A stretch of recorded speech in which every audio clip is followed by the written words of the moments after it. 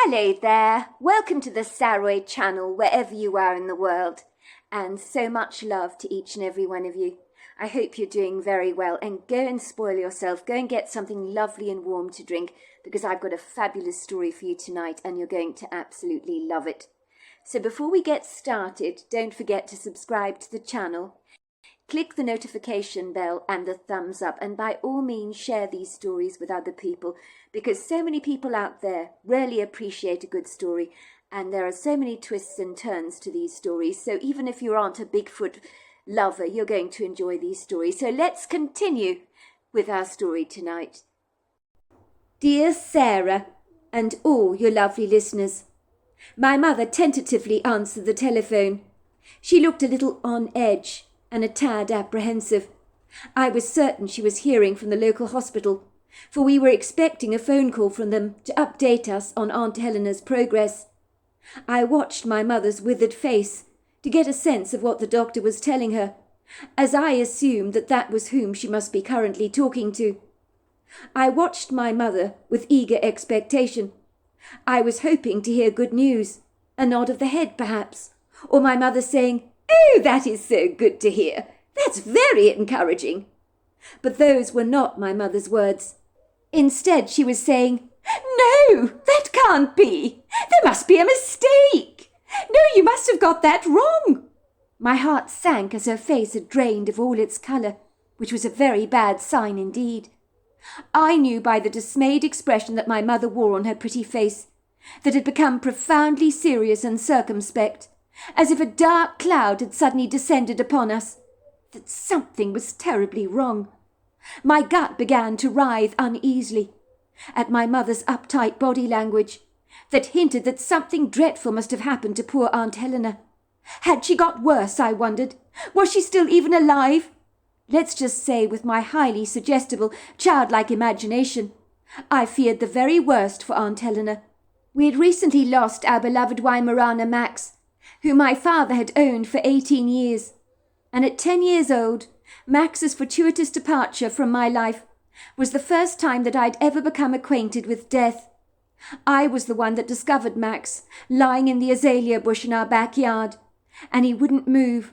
I shook him so hard, but he simply refused to budge, and was so cold to the touch it sent chills down my own spine.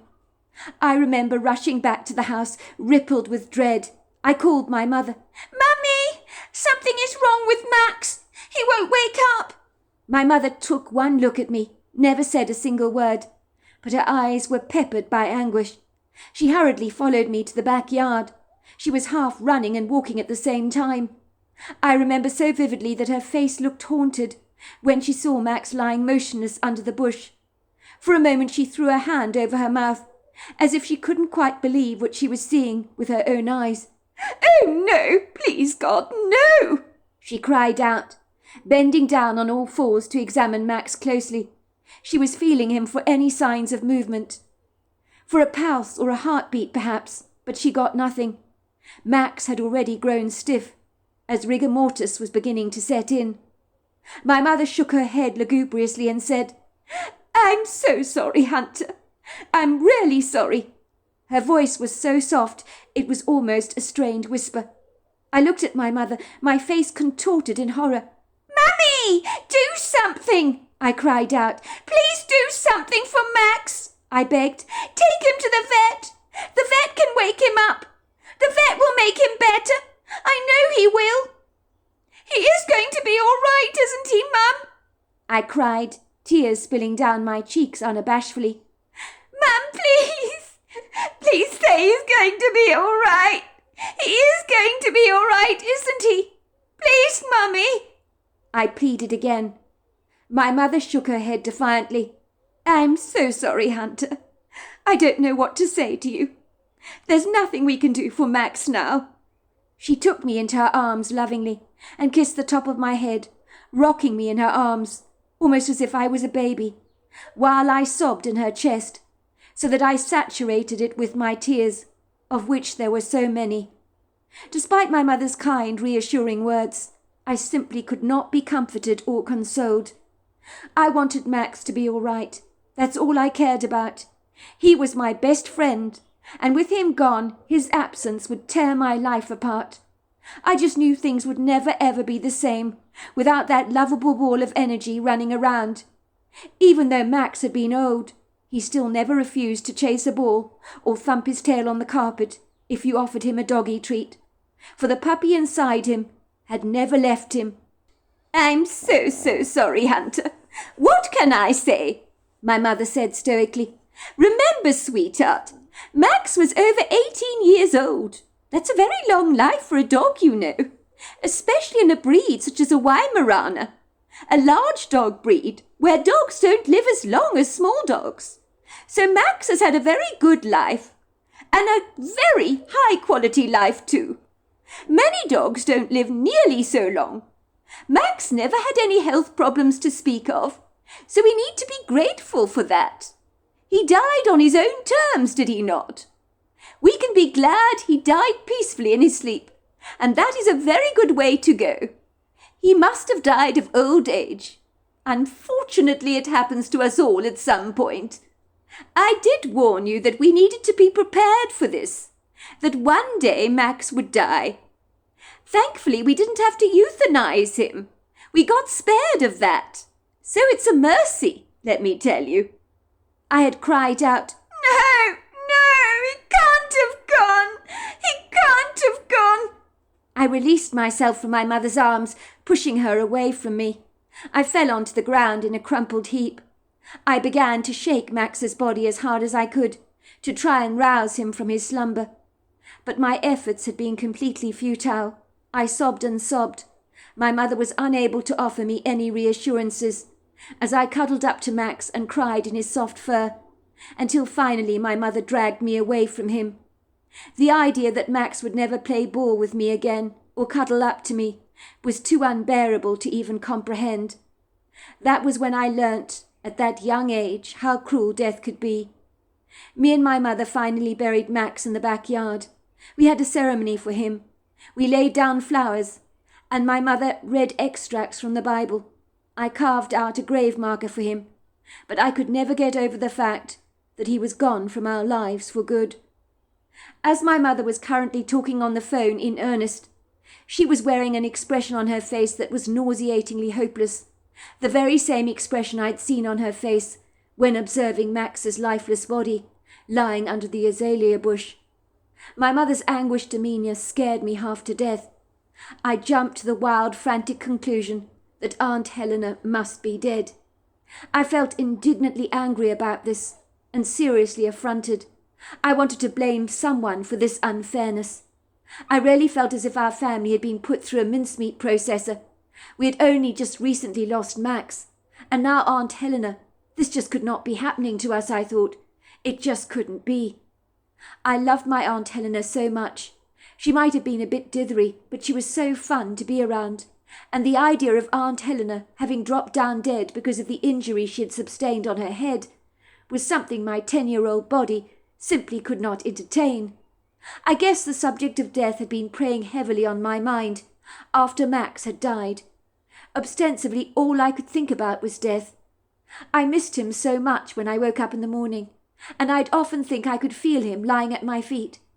But when I opened my eyes slowly and surely, I discovered that, to my bitter disappointment, that my dog was not there. I felt this vacuous emptiness inside me, as without him around, life was so much less rich. My mother had promised me we'd get another dog, but I didn't believe any dog on this earth could ever replace Max. Max was one of a kind. I doubt even a clone made of Max would have had his personality. Let's not kid. I was scared of death, but then who isn't? I couldn't imagine what it was like not to exist anymore. My mother assured me that Max had definitely gone to heaven and was thoroughly enjoying life on the other side with the angels.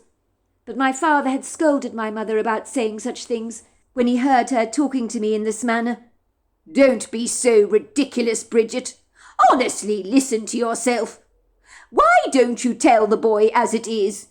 Don't go feeding Hunter ridiculous fairy tales, or wrapping him up so carefully in cotton wool just to save his feelings. He needs to know the truth. That's the problem with helicopter parents these days. They always put a band-aid over everything that hurts to make it better. Sometimes ripping the band-aid off the wound and exposing it to the light instead of covering it up makes things heal a hell of a lot faster. Son, said my father, looking at me straight in the face, you're a big boy now, so you deserve to know the truth. I know it's not easy to hear, but Max is dead. Your dog is not coming back. He's gone for good. And no, he's not in heaven with the angels, as your mother has told you. There's no such place, I'm afraid. Your mother made that all up to make you feel happier and better about his departure from our lives. The truth is, son, death is brutal, and it's final. It happens to us all, I'm afraid. Max was a very much loved, very treasured member of our family. But ultimately it was his time to go.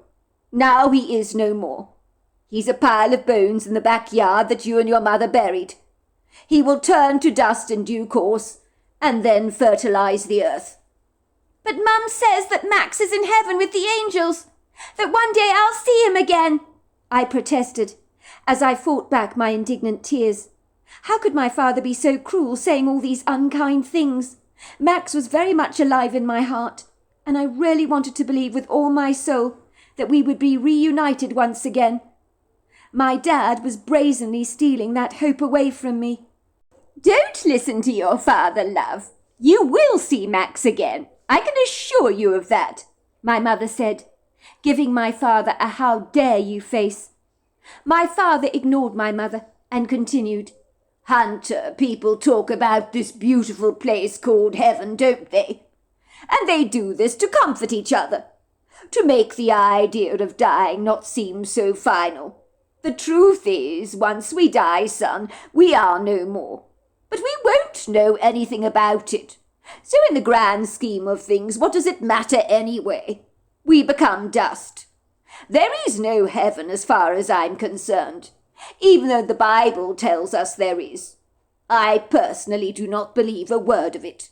Look at the ancient Egyptian pharaohs, for example. All the stuff they preserved in their tombs to take to the afterlife, including all their stuff. In human history, people have always wanted to believe there is more after this life. Your mother made that stuff about heaven up, didn't you, love? He said, expecting my mother to nod her head in agreement and profusely apologize for leading me astray with her wistful fancies. Honestly, you're the end, Anton. You really are, my mother protested, glaring at my father furiously. He was so taken aback by the look she gave him. Heaven is real, and I don't care what you say about it. I know it is, and the Bible makes it clear it is. That is where Max is right now, and I know one day our Hunter will be reunited with him. Don't listen to your father, Hunter. He doesn't have a clue what he's talking about. He believes there is no God.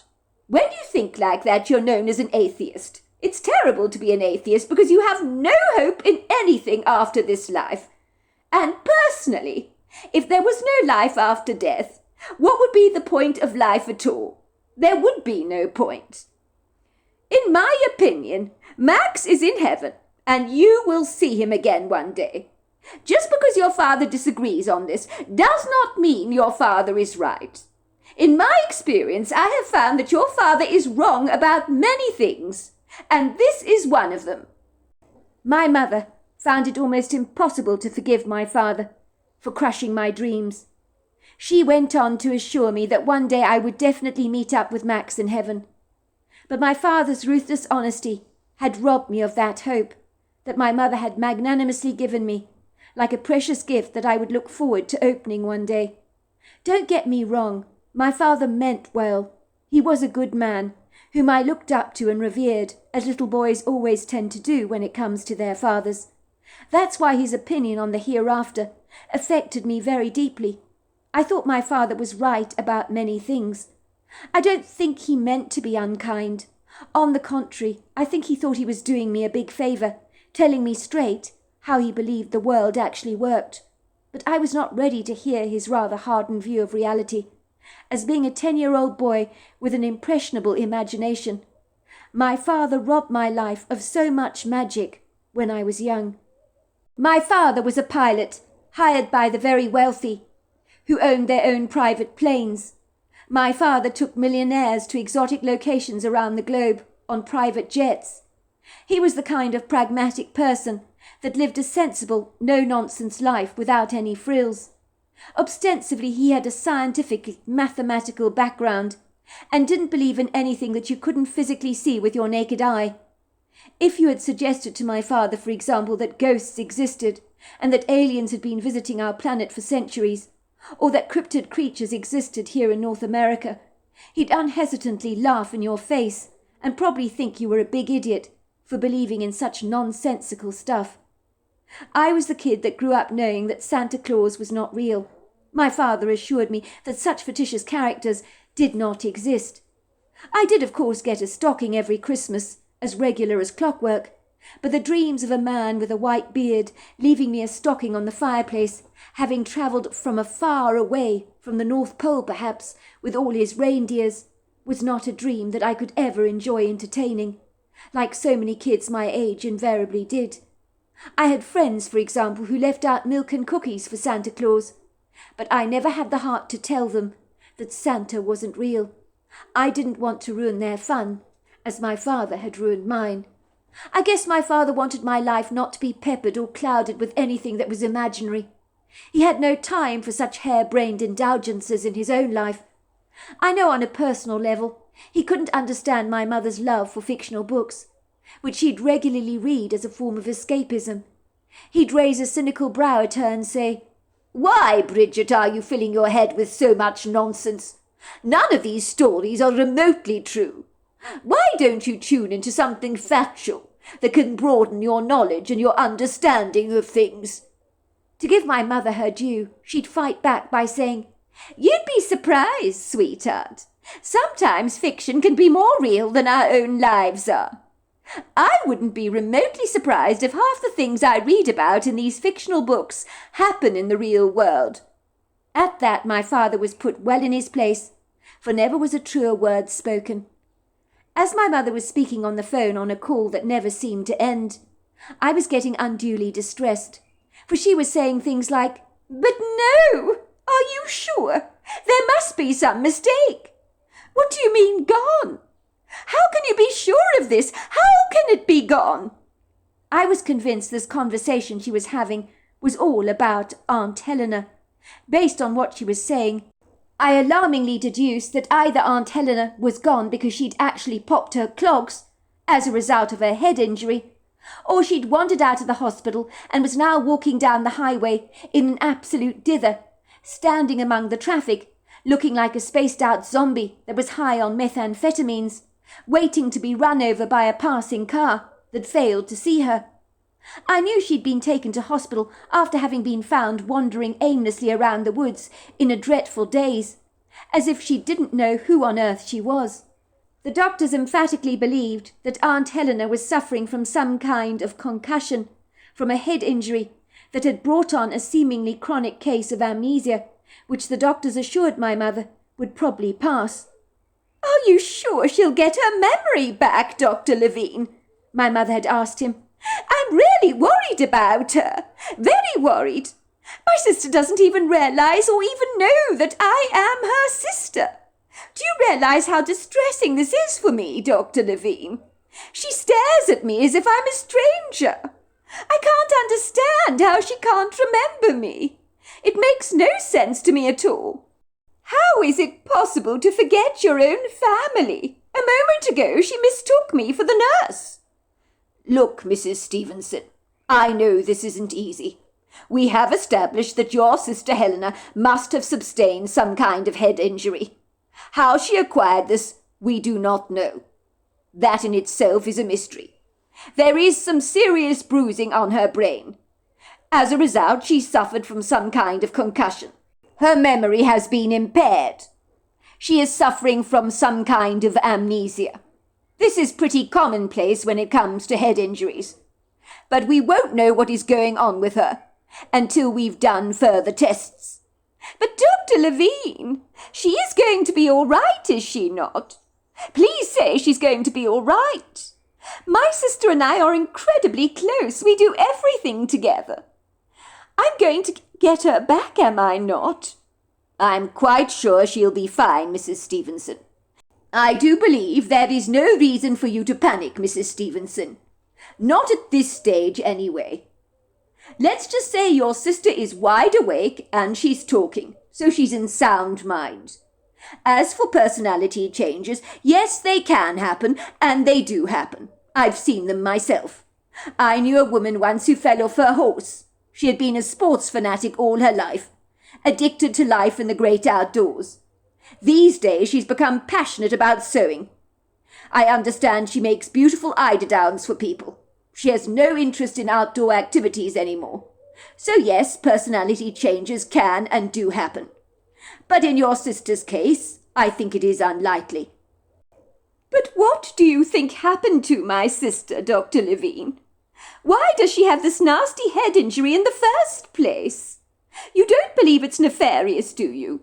You don't think somebody could have deliberately hurt her, pushed her over, perhaps? I do know that she was wandering around close to the rock pool. She goes there regularly for swims, you know. There are lots of rocks surrounding the water, and a huge waterfall. It's a possibility she might have slipped and taken a huge fall on her head. What do you think happened, Dr. Levine? I wish I knew the answer, ma'am. I can't answer that question for you, and maybe I never will be able to. Your guess is as good as mine. The only way we'll really know what happened to her is if Helena remembers herself when she comes around from her amnesia. My mother had told me that they were doing all kinds of scans on my Aunt Helena, as you would do in any head injury case. My Aunt Helena, at the best of times, was scatty and hopelessly disorganized. She had a memory on her rather like a sieve, which never did her any favours. So I was certain the head injury would make Aunt Helena even more absent-minded, and that wasn't a reassuring thought. My mother would tirelessly remind Aunt Helena of family events from a couple of years earlier, and her memory was always so obscurely vague.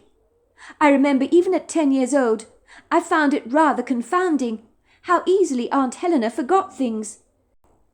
Goodness gracious me! You do surprise me, Bridget. I didn't know that happened. She'd look at my mother with a perplexed expression on her face. My mother would nod and say, "Yes, that was last Thanksgiving, don't you remember? We invited Reverend Owen and his wife around to join us." Aunt Helena would shake her head and say, "I'm sorry, Bridget, I just don't remember." Aunt Helena was also forever losing her keys. She never knew where she'd misplaced them. She'd sometimes even go to the supermarket and return home to find her shopping was not in the trunk. She would then go straight back to the store, discovering that her trolley was still in the car park, filled with her shopping that she'd failed to unpack. I don't know many people that are that forgetful, but that was Aunt Helena for you. I found her quirky, idiosyncratic behaviour rather amusing. My mother less so, even though my mother would tease Aunt Helena about her scattiness, telling her to be careful because one day she might actually lose her head. And now it would seem she had done just that, in a manner of speaking. By all accounts, at 10 years old, it was very hard for me to fathom that someone could actually forget who they were. We had been informed that a kind local farmer in the area had found Aunt Helena and brought her safely to the hospital. When she was found, her body appeared to be covered in scratches and bruises, and her hair looked tangled as leafy green foliage was caught between the strands, almost as if Aunt Helena at some point had been lying across the forest floor, which the doctors believed was probably a distinct possibility. If she had fallen and hit her head, and had been knocked out for a while, who knows how long she could have been lying there. When she had awoken from this fall, she had likely been disorientated and wandered around the grove aimlessly, rather like a zombie, caught up in a delirious confusion. The farmer had spotted my aunt quite by accident. He had been driving his Land Rover Discovery down a dirt road, and happened to see some movement in his peripheral vision. He turned around to look and observed my aunt behaving very strangely, and this caught his undivided attention, especially since my aunt appeared to be in quite the state, covered in scuffs and scrapes. I suspect, had it not been for the oddity of her strange behaviour, the farmer wouldn't have given Aunt Helena a second glance or a passing thought, as several people ambled along in those woods to enjoy some fresh air and invigorating exercise from time to time. This trail in North Carolina was quite popular with some locals. It led to spectacular waterfalls and some stunning rock pools, where in the heat of the summer many people would enjoy a swim, and Aunt Helena loved taking dips in those rock pools. She talked about it often enough. The farmer said that Aunt Helena appeared to be standing in the woods having a conversation with a tree, but she was covered in dirt and her clothes had been reduced to rags.